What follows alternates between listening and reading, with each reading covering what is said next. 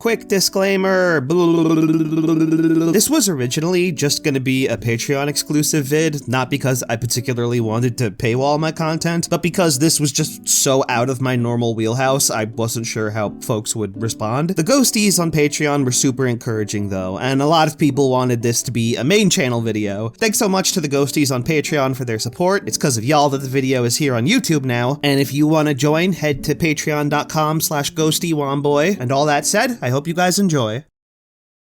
Howdy doody to the ghosties, Wambu here. Usually I come to y'all a green ghost of gaming, but today, I am the Mane of music.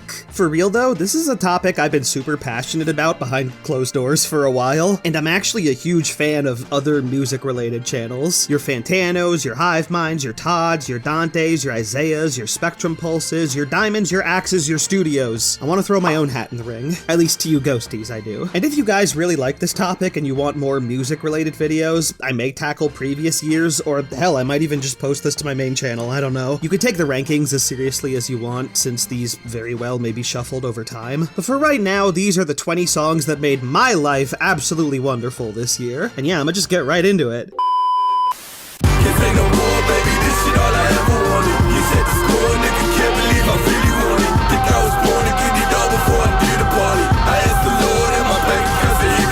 Hip-hop had an insanely good year, and trust me, that'll be reflected in the later parts of this list. But for now, here's Philly rapper John Mitchell and producer Anthony James with an endlessly energetic ode to being absolutely fucking sick with it. Dude starts his verse by comparing himself to Agent 47.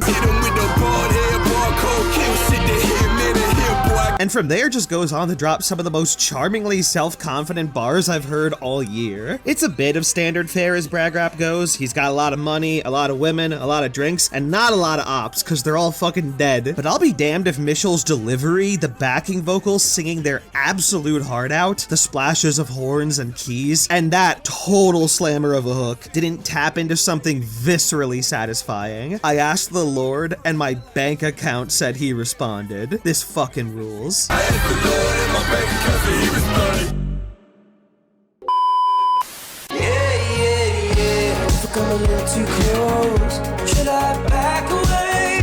Should I have listened to the things you used to say? I'll say it. I like this song because I'm a soft boy with commitment issues. If you got a problem with that, I'll try to make it up to you and most likely fail. Every now and then I'll be walking along and suddenly I'll trip and fall in a pop rock band I've never heard of before. It's great and completely worth the bruises. This year, that for me was Irish rock band Inhaler. I was in a musically exhausted rut when I stumbled onto them, and their brand of easygoing conversational love songs is exactly what I needed at the time. Billy, the character in the song, is the inspiring force that encourages the narrator to pursue their romantic endeavors in the face of hesitation.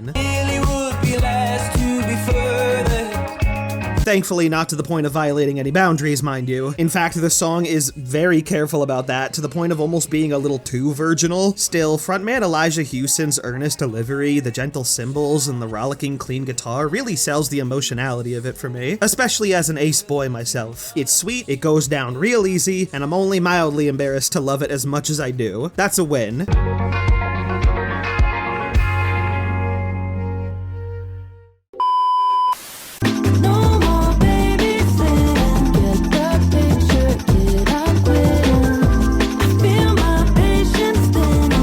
On from the rock band I tripped over this year, we now have the indie pop collective I tripped over in 2024, and fell absolutely head over heels for, mind you. I'm serious, I love Michelle. I'm basically a diehard fan of them now. They have 2 male producers and 4 female singers. They all sound gorgeous, and all of their songs sound great. Seriously, if you haven't given them a listen, you're missing out. I did not expect to get more music for them in 2025 though, because last year they released a full album and an EP, so I figured we'd have to wait a little while. But this year they released another EP called Kiss Kill, and in contrast to the romantic sensitivity of Billy, Babysitting is a fun little dance jam all about kicking your partner to the curb for never getting their shit together and always making it your problem. And as mean as that sounds, it's done with a very likable kiss-off attitude, focusing less on hammering home what a mess their partner is and more on reclaiming one's own independence. You told me I could kick back. My freedom's gonna taste so sweet. Both verses imagine a world where the partner in question actually does get better, only for the literal rude awakening to hit them right before the chorus. But in the sleep, I find a twist, a seam, a rip. I'm free and unreliable. Thank you. It's everything catty and exhausting about breakups, but played in the most delightful ways possible. Give it a listen along with the rest of Kiss Kill, and then listen to Glow EP and their full album, songs about you specifically. I mean, why wouldn't you? Didn't you hear me? It's about you specifically. I get it to the back. How can we go back to being friends when we just shared a bed? This is the first big hit song on the list. There will be at least one more. But for now, Somber is a 20-year-old semi-emo indie rock singer who first blew up on TikTok. Not ordinarily the sort of artist that would be on my radar, and definitely not one I would expect to land a song on this list. And while his other songs haven't totally clicked for me, his biggest single, Back to Friends, grabbed me pretty immediately. In keeping with the recurring theme of relationship tension, Somber finds himself in the uncomfortable zone of being more intimate than Inhaler, but getting less closure than Michelle. The relationship has gotten sexual, but is being hemmed in back to a more platonic place, much to the frustration of Somber.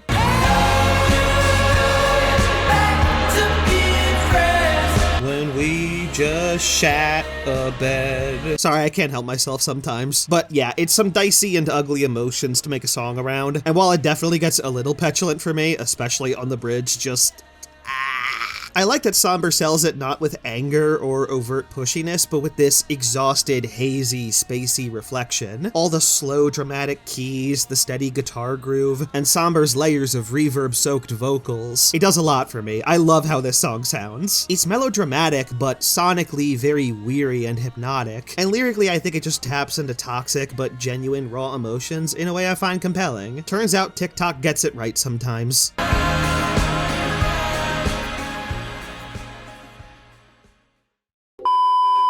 Niggas from the east side on a Friday night. Met a bunch of hoes at the Golden Glide. Smoking and rolling the lows and highs. Me and all the bros in a stolen ride like Okay, so given how lyrically dense and technically impressive of a rapper Jid is, the fact that my favorite song of his from this year is the 90s Atlanta bass jam about skating does make me feel like kind of a basic bitch. I almost put Of Blue on here, and I would have seemed so much smarter if I did. It wouldn't be honest though. Skate makes me smile much too bigly. I can't say no to the beat and the fast flows. It wins me over. It's so infectious. I've never even been to Georgia, but the song just oozes Atlanta pride, in both the good and ugly ways. Jid and Johnny Venus of rap duo Earth Gang both have verses where conflict from territorial allegiance is close to arising, but is ultimately snuffed out by all their shared cultural indulgences. I seen a bunch of mean guys in a bandana tie. Throwing up the west side, giving side eyes. Ain't nobody that I really recognize. I ain't surprised niggas arrived to kill a vibe. I'm from the west and they from the east, and all white tees looking like sheep. I don't even want to get blood on my sneeze. Both verses are great, but being honest, it's the other half of Earth Gang that really sells the song for me on the second verse. From the Zone 4, Camden Road. Dr. Dot has this earwormy melodic flow that I am totally in love with. And if that's not enough, he drops one of my favorite silly flirty bars of the whole year. 90s fine, got me using my 90s eye. And I don't want to forget to highlight singer Ciara, whose bridge really consolidates the conflict within the three verses at the tail end of the song. I ain't never been to skate zone, cause it's something tomorrow. I'ma pack a carload, I'ma take the girls and meet tomorrow. It's just a wonderfully fun song about community where regional division is united through chillin', smokin', fucking, and skatin'. I love this song, and I love Dr. Dot's 90s eyes, whatever that means.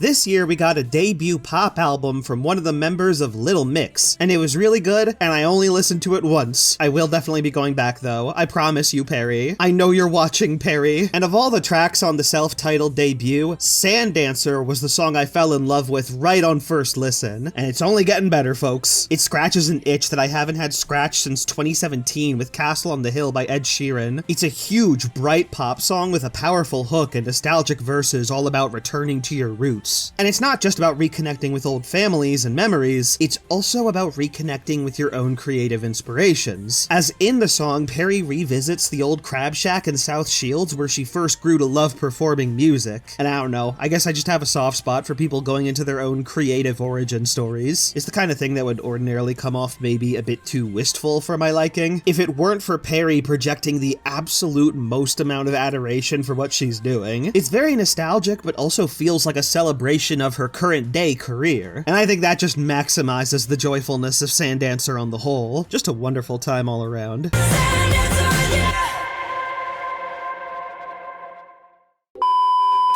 You run from the spirit of repossession. Too much enamel covers your necklace. I buy bitches, you buy them sections. I don't know if anything could speak to the quality of hip-hop in 2025 more than the fact that we got an album from goddamn Clips. Brothers Pusha T and Malice split off and formed their own solo careers 15 years ago. So to say this reunion was kind of a big fucking deal, yeah, bit of an understatement. And if this song, Chains and Whips, is anything to go by, they went exactly as hard as everyone was hoping. I gotta start with Pharrell Williams' production here though, because oh my god. Beat the system with chains and whips. This is culturally inappropriate.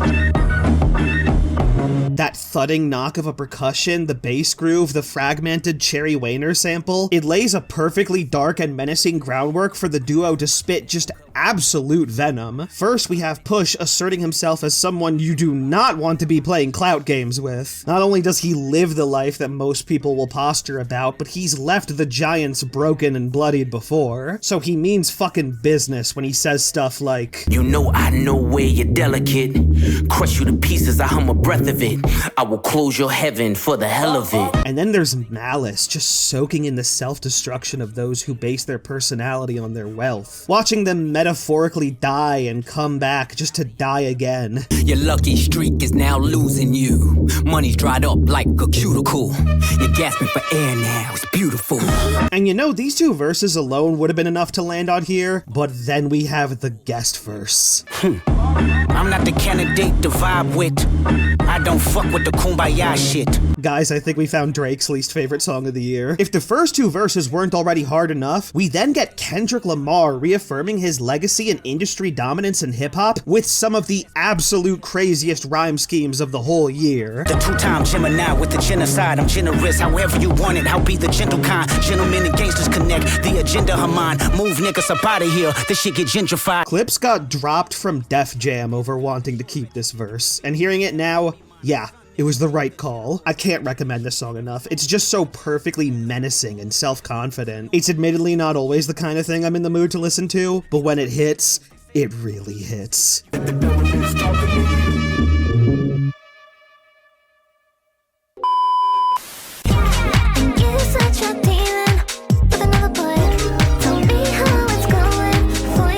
Here we are again, cute dance pop, my home, my refuge. Pink Pantheress is a British singer-songwriter known stateside mostly for Boys a Liar Part 2, but increasingly I've grown to really appreciate her brand of idyllic sample-driven pop. I'm still waiting on another song to love from her on the same level as Feel Complete off her debut album, and so far Stars is the closest I've got. Here, Pink uses the sample of Just Jack's Stars in Their Eyes to reflect a relationship with someone involved in drug dealing, and it'd be one thing if she was kicking this dude aside, but if anything, she's still roped in and is very much in danger of being pulled down with him. If not by the law, then by their own recklessness. Oh, I can't talk about this on film. Oh my god. Got it? Whatever. If it turns out you're the cops, we're done doing business. Later. Lyrics about the city getting darker, strangers looking in their direction, and their long-term ambitions only getting further away convey such a dangerous downward spiral, but certainly not boring for her. And Pink's soft, understated delivery just perfectly walks the emotional tightrope between anxiety and excitement, the thrill and the frustration.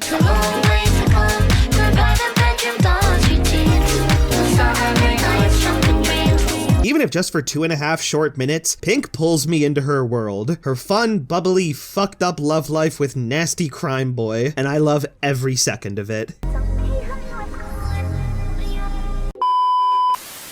up knowing everything. Now. Woke up knowing everything. God's unlimited. Woke up knowing everything. I woke up like. Something you may not know, I've tapped into Open Mike Eagle for a long time now. His album from 2017 is a genuine masterpiece in my opinion, and since then he got his head stuck in a big block, but he's continued to make great music. And this song in particular combines so many things I love about him as a performer. A grandiose beat with a soft-spoken melodic flow, and Open Mike Eagle himself being endlessly smarter than me. Woke Up Knowing Everything is a song all about being surrounded with conspiracy and false enlightenment, the obsessive need to find hidden truths that the powers that be wish to hide from you. For example, I was an ignorant moron yesterday, but today I know the government is putting chemicals in my toilet water so that when my dog and I both drink from it, we both become dumber. And that's why I don't drink from my toilet anymore. Maybe he knows why the rent is high. It's cause the moon is in Gemini and Mercury's in the Gatorade. Thankfully, this song isn't just pointlessly dunking on easy targets. It really snaps into focus on the second verse in particular. I had the whole United States wrong. This country stays what it's based on. There are problems in the US that are worth giving attention to. A history of racism and the continual attempts to revise it, fear-mongering about immigrants and the LGBT, the appropriation of religion to reinforce capitalism and white supremacy. But to create your own conclusions based on pseudoscience is just a means of burying your head in the sand in the face of real issues. It's masking avoidance with a confident facade of clarity, and it's the exact attitude Open Mike Eagle scrutinizes with bar upon bar of wry wit. The only freedoms we project is disrespectful and arrogant. Roll the Bill of Rights in the pipe and use it on Nancy Kerrigan, cause Hogan said nigga and he was a real American. The world is chaotic and common sense feels increasingly less common, but there are chill, decent people living in the chaos together. And if you ever need that reminder, take your head out of my toilet and into Open Mike Eagle's block. He was dumb as rocks yesterday. What the fuck? How'd he do it?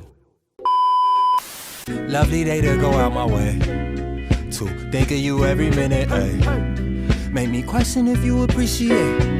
If I got a bit heady in that last entry, here's some truly delightful shit. Saba is yet another MC I've loved for a really long time now. He made my favorite album of 2018 and my favorite song of 2022, so he's made a lot of music that means a lot to me. And this year he teamed up with producer No ID to make a lower stakes breezy collab album with nice hangout vibes. And it all starts with Every Painting Has a Price, where Saba reflects on his artistic journey over a soft, soulful piano groove. I seen all of my heroes become human. I hope that you recognize, although I live a wild dream, I am not God. More specifically though, it's about the hardships of fame. Being placed on pedestals you don't want, being a public figure despite being a fairly private individual, looking out for both Saba the performer and Saba the person. Here's the thing though, it's not angsty at all. For everything Saba might have lost, he's made a difference to the people around him. To the many fans and the kindred souls that resonated with a kid who is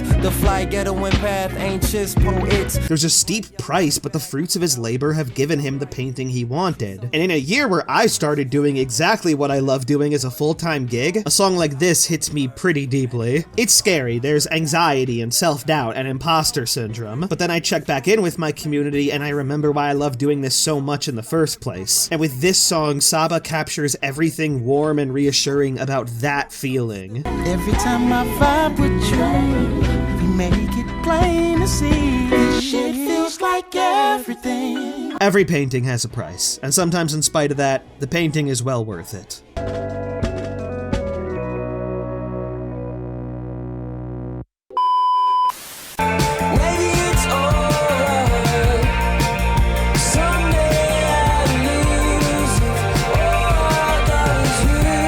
Oh no. After I tripped on them the first time, Inhaler came straight up to me and punched me in the part of my brain that experiences positive feeling, and that's how they ended up with 2 songs on my list. All I Got Is You is not a very complicated song to understand. It's another song about a spiraling relationship, this time written from the perspective of the dependent sad boy trying to hold everything together. Basically the exact type of person Michelle was dumping in the trash and babysitting, but notably more self-aware of how unhealthy the desperation is. It's your way to say the most when I say nothing at all. Not the most original concept for a song by any means, but like, fuck all that honestly. This was the song of my summer. Yeah, I stayed up too late.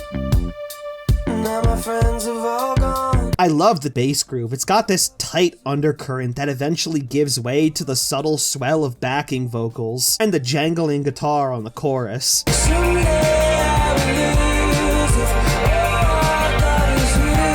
It's goddamn soul-lifting. I basically heard this every time I was out for a drive in the hot weather this year, and I never got sick of it. Maybe I should leave my computer more, see if that changes anything. Nah.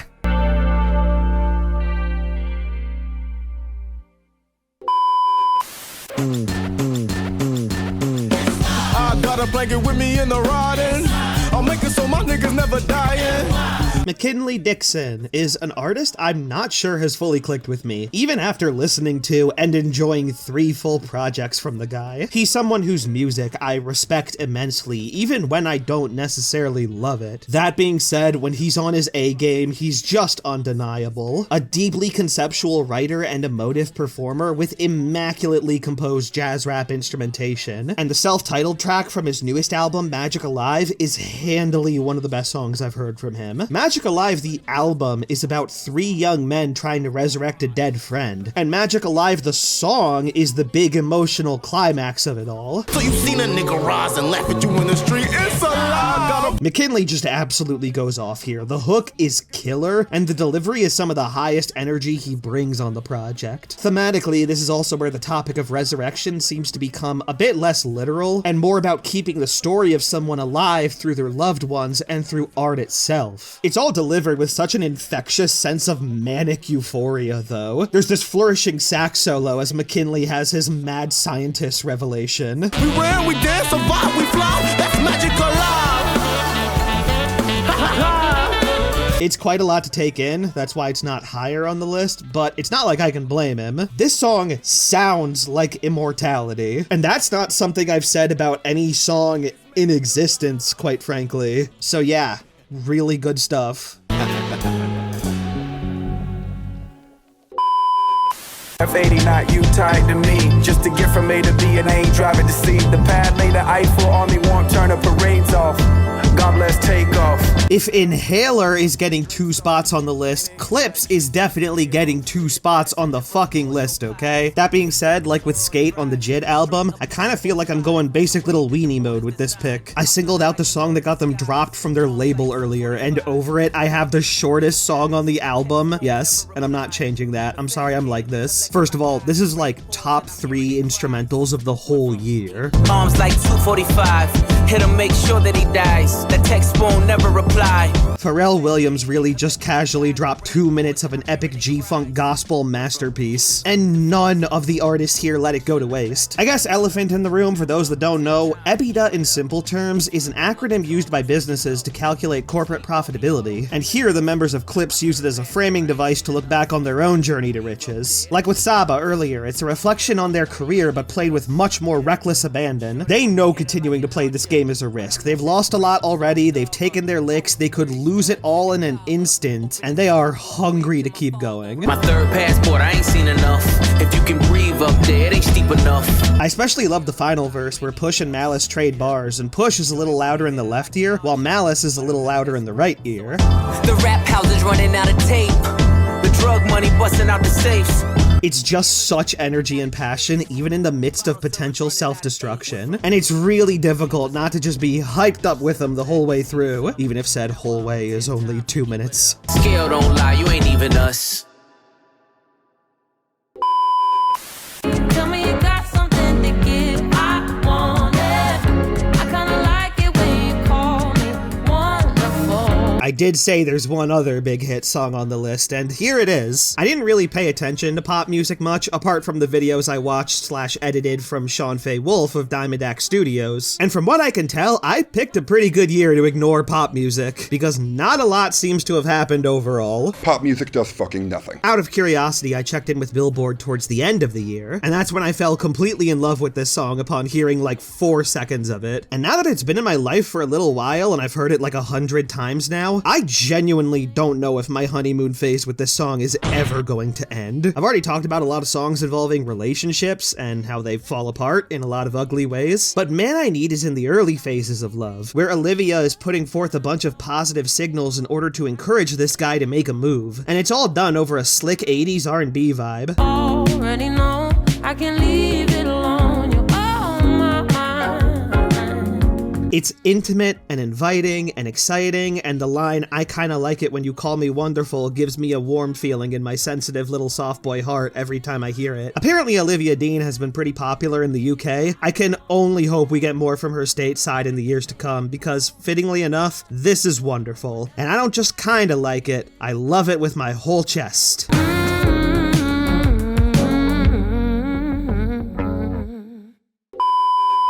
I see things behind things behind things, and there are rings within rings within rings. Man, it is not fair I only had space to include one Bon Iver song on here. I really liked the album Sable Fable, and I probably could have included many more songs, like Short Story, Walk Home, and especially There's a Rhythm. You guys don't get my struggle. I had to put 2 Inhaler songs on here, okay? Ultimately, though, I only had to pick one favorite from this album, and I went with Things Behind Things Behind Things, a spacey, contemplative track about being a multi-layered being in a multi-layered world, and how those layers make it difficult to even understand yourself, much less the forces around you. I get caught looking in the mirror on the regular, and what I see there resembles some competitor. It's a repetitive, anxious song that is simultaneously gentle and hypnotic. It was like my therapy for 2025. It calmed me like absolutely nothing else. I've had a lot of songs to dissect lyrically this year. My top 5 are all hip-hop songs, which is not something that happens in most years for me, but sometimes simple, plain-spoken universality really does it for me.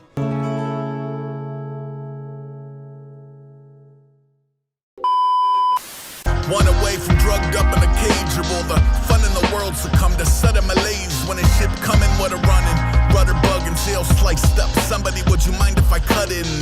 Art about art has been and will continue to be a recurring theme on this list, if you couldn't already tell. I have a bit of mixed feelings on that, because on one hand, if you're making music about the process of making music, it's not exactly an encouraging sign of where an artist is creatively. That being said, however, this is Aesop Rock, one of the most creative voices in the whole genre, so of course he's gonna make it amazing. This is a man who just cannot resist filling every bar with wonderfully vivid imagery. All burned sky with multiple suns comped in, the rising and setting steady referencing John Venn. There really is a purpose to it though. So Be It is largely about the beauty of art contrasted with the outer expectation to commodify or standardize it. And I don't know if it's just the ragged, spacious vibe of it all, but I think this song perfectly captures the exhausting scrupulosity of being an artist. Nervous from the service, make him the perfect worker, be to what end? Like, does anyone care about what you're doing? And if so, can you do it long term? And if so, do you even like doing it? Do you even like your own work? It's annoying, but as the song highlights, sometimes you just need to let the chaos of it all be what it is.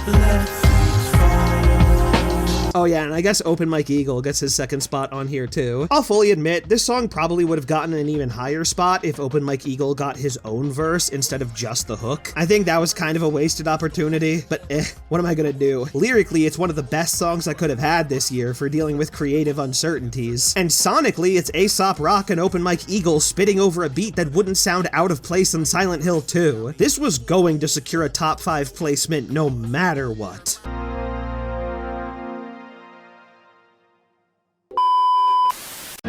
Pistol pop, gunshot. Today I pray for you.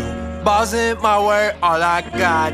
I won't break them for you. Fuck yeah, dude. Saba deserves 2 spots as well, for sure. I went back and forth a little on whether I liked this song better than Every Painting Has a Price, and while that song is certainly the classier of the two, She Called It is equally delightful while also showing Saba at the absolute top of his game. It's a celebration of everyone who supported him over the course of his musical career, including those that have sadly passed along the way. Long little bros down wall, get happy. Squeak it with me anytime you see my hair nappy. And while it's exactly as respectful and familial as it should be, it's also just an insanely fun song. First of all, Saba's flow on this is absolutely flawless, and the switch-ups are smooth as hell. Niggas that believed in me before we was savvy. The businesses is used, the who's who. And thankfully, Fresh Water's verse is great too. It's true, deja vu. Know how many days it'll take trying to shake our roots. Second, the lyrics are legit funny at points. I heard your record, it was ass cheesy. How dare you, Saba? I thought Here album for Gone Game was one butt cheek at the very worst. But fair enough, I suppose. And third, this is maybe the catchiest hook I've heard in a hip-hop song all year. Pistol pop, gunshot. Today I pray for you. I swear, Saba does not get enough credit for his singing. It's hard to believe this is the same guy who made one of the most achingly sad albums I've heard in my life. But if all these years later, he's a happier guy who can make songs like She Called It, good for him, honestly. He deserves the best.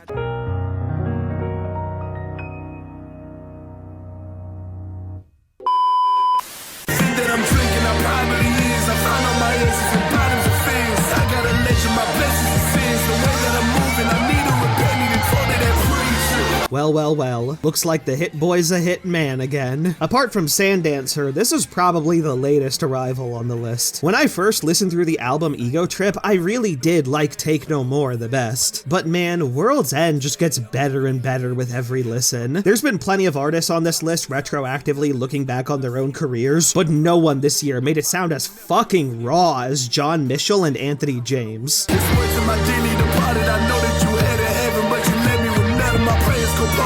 Pardon me, can I offer you a little treat? Sorry, I'm done with the Hitman references now. Here, John Mitchell delivers an all-time great performance, seemingly simultaneously anguished by everything he's had to go through, and manically euphoric in knowing his struggles are largely behind him. I promise it's honestly nothing to stop it. I seen all the poverty problems I lived. I'm probably never gonna see him again. And Anthony James, oh my fucking god, did Anthony James just go off with this production. I'm still drinking till the night's over. With each day it gets colder. The thumping drums, the dancing keys, the echoing backing vocals, the flourishing electric organ, and that searing guitar work. It sets my brain on fire in the best way, like nothing else could. And look at me, my brain is always on fire. It's raw, unfettered catharsis from beginning to end. And if these two really are gonna be doing this shit to the world's end like they say, then folks, we're in for a damn good apocalypse.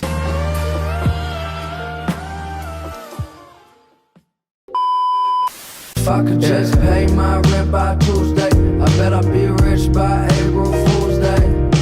The moon's wide awake with a smile on his face as he smuggled constellations in a suitcase. Back in September of 2018, Mac Miller tragically passed away from an accidental overdose. Apparently, this particular album, Balloonerism, was one Mac had been working on since 2014 alongside many other projects. In the wake of his death, unofficial versions of some of the tracks on here had been circulating for a couple years apparently, which eventually led to Mac's estate finally releasing an official album for it, thus giving us this song, Funny Papers. It's some gentle piano-driven soulful rap about trying to find meaning while feeling increasingly bleak, through the lens of different contrasting stories in the newspaper, with the first verse being about a divorced banker driving to his death, and the second about the birth of a baby boy. And I love all the little details in the storytelling, like the hospital going silent with everything but the wedding song. The hospital was useless, and everything was quiet but the music. Or the disparity between the innocence of the newborn baby and the fucked up world he was just born into.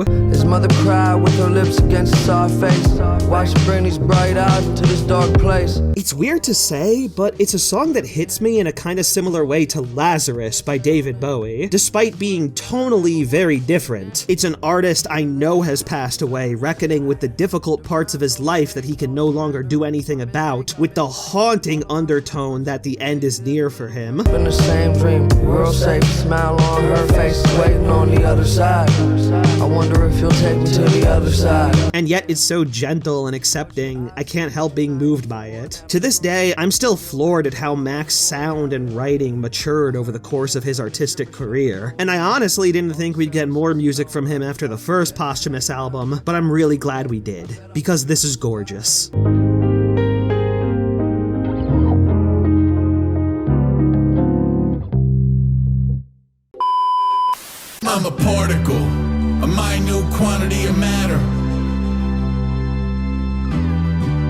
the least possible amount of data. Hello again, Aesop. Back in June, I heard this song for the first time. It latched its way onto my #1 spot, and for the entire rest of the year, nothing was able to unseat it. The last time I connected to one of Aesop's songs this viscerally was Purple Moss back in 2019, a song that has since become an all-time favorite of mine. So for Black Plums to make it to that level says a lot. I adore everything about this song. The scrappy metallic percussion with the rich keys and rising synths. Classic outdoorsman scratching panic on a cave wall, strays out front, but plums like baseballs. It's got this very cozy vibe that becomes expansive and mystical when it all opens up for the hook. And I gotta talk about the lyrics because holy shit do I feel seen. This was a year where I started making videos as a full-time job. As a result, I've had to make some adjustments, namely, I actually gotta encourage myself to get out more. I don't say this disparagingly, but never in my life have I felt so acutely aware of how small I am in the grand scheme of things. I am just one anxious little dude who spends most of his time with his doggy in one particular room, in one particular house, in one particular state, in one particular country. I have been rooted in place for years, and still my roots have extended to reach a whole community of people who mean the world to me. And it's that feeling, the feeling of being a small entity who finds ways to grow in their own unique, localized way, being kinda reclusive but still trying to make an impact and make even more connections with the world we live in. That's a feeling I think Black Plums captures like no other song I've heard. Oblivious and doing my version of smelling a rose. Stupid look on my face, I am never in vogue. I was probably in my head about the essence of hope, taking a second to effectively connect with the whole. It's mellow and dark, but also vaguely hopeful and exciting and insightful and even kind of funny. It's a perfect song to me, one I think I'll adore for the rest of my life, and it's my favorite song of 2025. In a field, something dark at the wheel, I'm ultimately a tourist. Thank you guys so much for watching. I've wanted to talk about music for a while, so this was something fun and different. Let me know if I did a good job, or if I could maybe improve in some areas. And if you want to see more videos like this, I'd definitely be down to talk music again, especially if enough people enjoyed this. For now though, have a good one. I love y'all, and take care.